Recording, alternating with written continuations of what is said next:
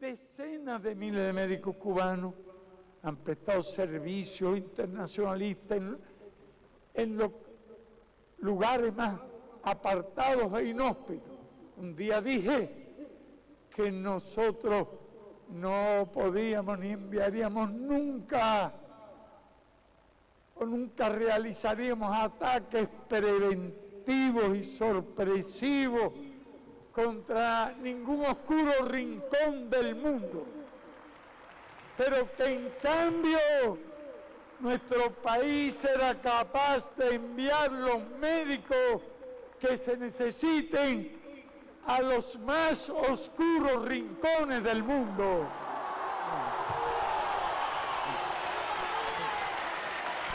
Bueno, así queríamos recibir. Médicos y no bombas. Médicos y no bombas. Así queríamos recibir a Nacho Cámpora, que es nuestro compañero internacional, pero qué lindo recibirte así, ¿no? Sí, ¿Cómo andás, Nacho? Bien. Tardes. Bien. Buenas tardes sería. No, buenas tardes. Buenas tardes. La vuelta a Buenos Aires después de unos días en Brasil. ¿Cómo está Brasil? Está mejor que nosotros, ese es el primer dato. Sí, claro que sí. Sí, es cierto. Podemos mechar un poco de Lula ahí. Y cortito. Fui al 6º Congreso de la CTB, la Central de Trabajadores de Brasil, invitado por ellos, en representación de la corriente sindical del Partido Comunista, que es la Corriente Nacional Agustín Tosco, la CONAT. Somos organizaciones amigas hace muchísimos años, y bueno, nos invitaron. Viajé yo y viajaron otros compañeros de Argentina, de ASIGEMIN, un sindicato que es de acá de la CTAT. Viajó Beto González de la CTA Autónoma y viajó Kiki Trigo, que es el representante argentino en el secretariado de la FCM a nivel internacional y es el secretario general del Sindicato del Cuero y el adjunto de Fatica, de Correa en Fatica. Sí. Y también viajó el adjunto del Sindicato del Cuero, Dani Sánchez, otros buenos compañeros todos. Esa fue de alguna manera la delegación de Argentina. Después había compañeros y compañeras de 16 países más. Éramos 50 delegados internacionales y delegadas. ¿La centralidad del encuentro? La centralidad era el Congreso de la Central de Trabajadores de Brasil, 6º Congreso, bajo la consigna Unidad y Lucha para Transformar Brasil. Está bien. Y los ejes de discusión tenían que ver en torno... Qué fuerte. Sí, buena consigna. La CTB, si bien es la segunda central de Brasil, se consolidó ya hace un par de años como la segunda atrás de la CUT. Claro. Con más de 6 millones de afiliados. Es un monstruo, efectivamente. Eran 800 delegados nacionales en el encuentro. Y la discusión que planteó Adilson Araújo, su presidente en Brasil, es compleja de las organizaciones populares porque el presidente pesa más que los secretarios generales. Acá en nuestras organizaciones los presidentes son una figura simbólica, no tiene un peso real más que administrativo, digamos. Pero allá los presidentes son efectivamente los secretarios generales o las secretarias generales. Además todo es volumen. Todo es volumen, todo es enorme, todo es... espectacular, pero ellos están discutiendo la agenda hoy de Brasil, la agenda político-sindical va en torno a la discusión de las tarifas con Trump, a la no injerencia de Trump en el asunto Bolsonaro, la defensa de Brasil soberano es como la consigna, pero también los reclamos al gobierno de Lula, ¿no? O sea, los reclamos la autonomía de clase, la clase trabajadora para luchar por sus derechos. En una etapa en la cual Brasil se va recuperando después de los años del bolsonarismo, que fueron terribles, que fue la pérdida de derechos. Totalmente. Algo similar a lo que estamos pasando hoy nosotros acá en Argentina particularmente, pero ellos hoy están avanzando, están recuperando los cambios. Parte de lo que habían conquistado en los gobiernos anteriores de Lula y de Dilma. Hoy están en esa pelea, pero además están en esta pelea concreta que plantea Trump con una injerencia neocolonial al Estado brasileño brutal. Pero ¿cómo lo viviste? Porque obvio, con un gobierno popular que la entidad de trabajadores esté debatiendo una política macro, es un grado de avance importante. Es un grado de avance, totalmente.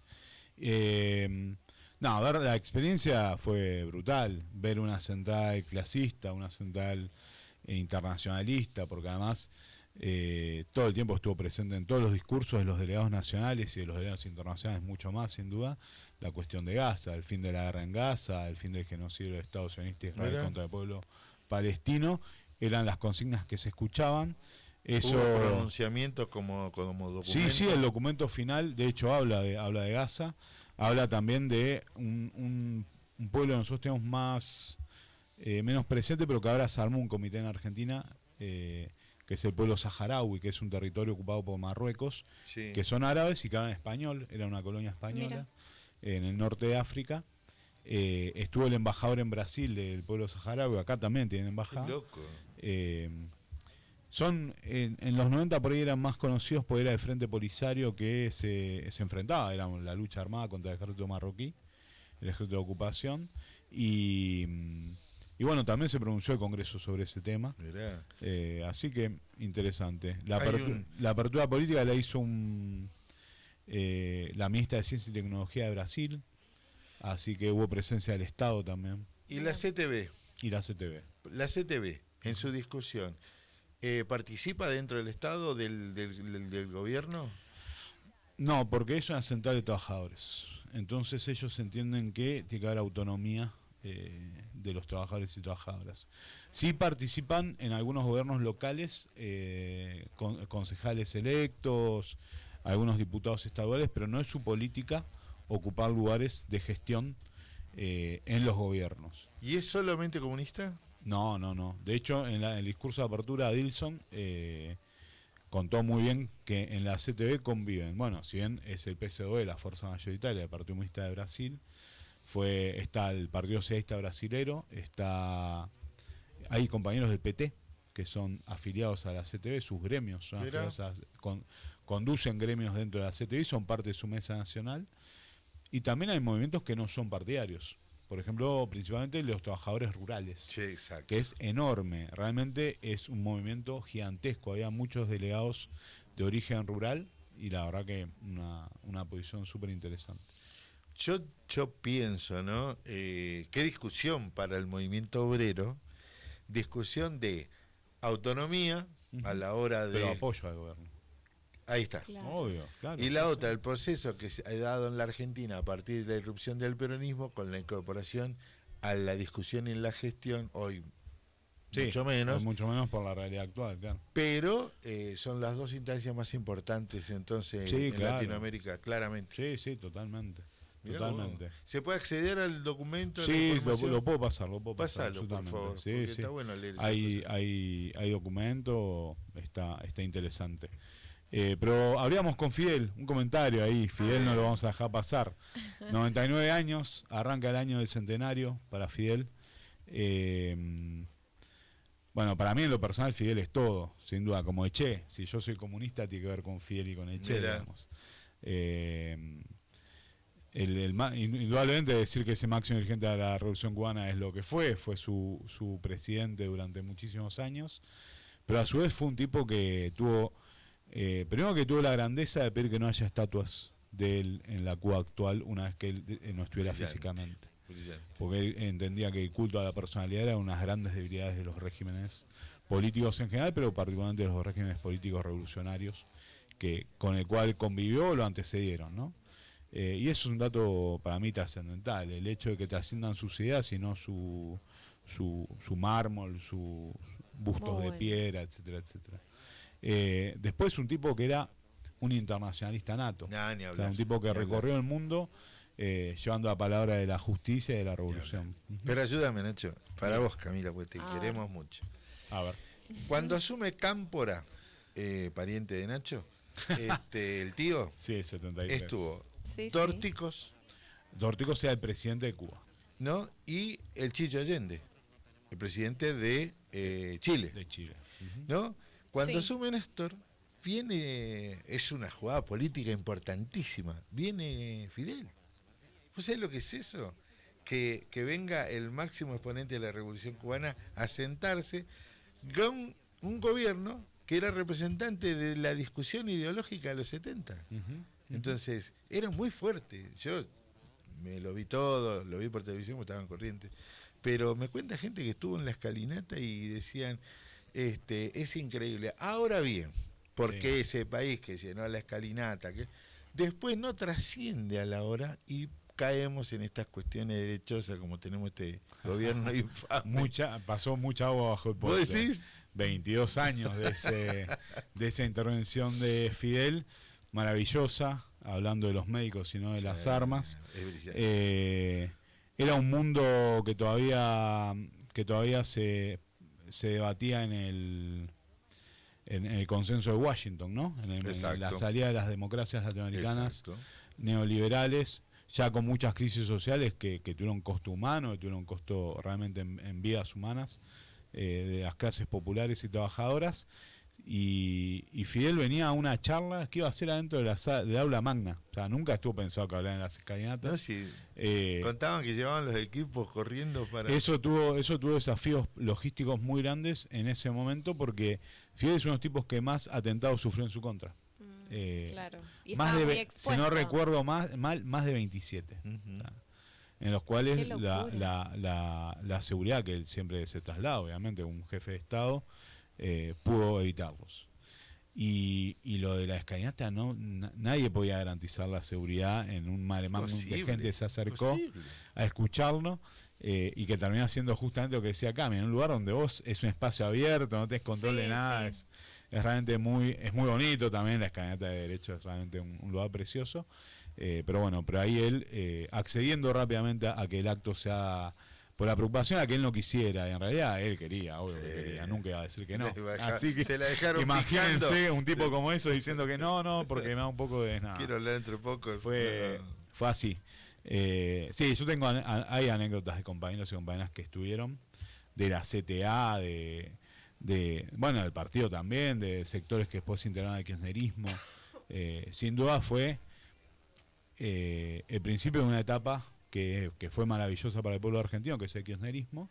Marcó ese comienzo, de alguna manera, la presencia de Fidel. Porque Fidel es la bandera de los 90. Este trajo al presidente de Ucrania. Este personaje que trajo a Zelensky.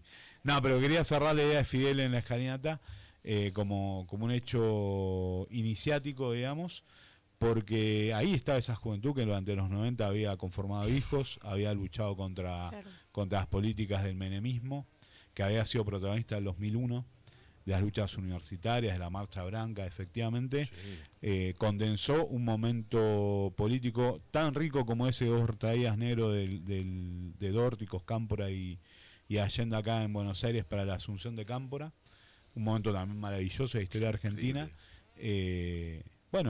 Tú siempre tienes esa capacidad, ¿no? Son esos personajes que te ascienden lo terrenal, y en ese momento histórico particular el tipo fue el puntapié de un proceso maravilloso para América Latina, ¿no? Sí, 2 años después en Noalalca, ¿no? O sea, que ahora que en noviembre se cumplen 20 años y que se está armando aparentemente, y ojalá sea así, una gran movilización y acto en Mar del Plata. Yo puedo llegar a traer a los que armaron el tren de la esperanza. Muy bien. Sí, puedo traerlos. Sí. Uno lo conoces, así que... Un amigo mío de esa época fue tapa de Clarín en el Noalalca, encapuchado, tirando piedras por Mar del Plata, compañerazo. Y lo conté acá, creo. Vamos a preservar su identidad, pero de nuestros años secundarios. Creo que lo conté en vivo, pero sentadito, con una camperita muy humilde. Diego le pregunta, ¿vos quién sos? Y dice, yo soy Evo Morales, le dijo. Claro. Terminó siendo el presidente de Bolivia. Che, Nacho, por una cuestión de tiempo, porque tengo que entregarle en tiempo, te agradezco, pero me parecía que no podíamos dejar pasar por alto esto. No, tal cual. De un tipo que define lo que me pareció que Néstor fue también consecuente con lo que planteó Fidel esa noche. Sí, claro. De salud, de educación, de que había que atender las urgencias de la gente para poder tener un destino mejor. Totalmente. Una última cosa, para recomendarles así tarea, el discurso del 1 de mayo del 2000, acerca de qué es la revolución de Fidel, es un discurso que siempre nos interpela a todos los militantes populares. Nos debe interpelar, ¿no? ¿Vos estuviste en Cuba? No. Yo Mirá soy de vos. los que no viajó a Cuba. Mirá. Fui a muchos lugares, no a Cuba. Error en la Matrix. Quizá en los próximos meses viaje a Cuba. Un chupito Manifestaremos ahí, eso por un Nacho. roncito en Potasa, Cuba. yo ya me la imagino. Tiene que estar ahí, tiene que estar en Cuba. Nacho, a ver que organicemos, a ver, Quizá una el movida. 1 de mayo del año que viene sea el momento. Estaría bueno, estaría bueno, Claro. estaría bueno. Directo desde la Plaza de la Revolución transmite Nacho Campo para la RGA. O el Congreso de la CTC, que también va a ser el año que viene. El Congreso de la Central de Trabajadores de Cuba, también posiblemente viaje. Acá se dijo, vino una compañera otro día, organicemos la esperanza Sí, y recuperemos la utopía. Totalmente. En Parece las calles, mentira. con el pueblo Sí, y jorobándole la vida a este gobierno un poquito todos los días. Ese es nuestro laburo diario. Bueno, Nacho, muchas gracias. Te Gracias a recomiendo ustedes. que nos votes en los programas. Se sortea este libro. Ok. No Tom del compañero. Próximos días va a estar publicado en las redes. Para participar perfecto. del sorteo. Bien ahí. Podés Excelente. participar.